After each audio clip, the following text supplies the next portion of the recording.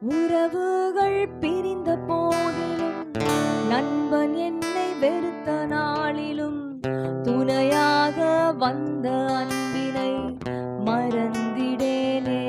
சொல்றீங்களா?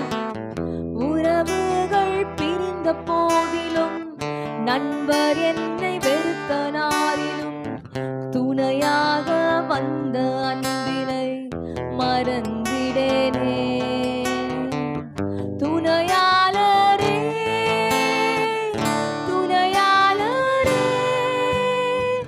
துன்பத்தில் தாங்கும் என் மனவாளரே. சொல்றீங்களா? கரங்களை உயர்த்தி. துணையா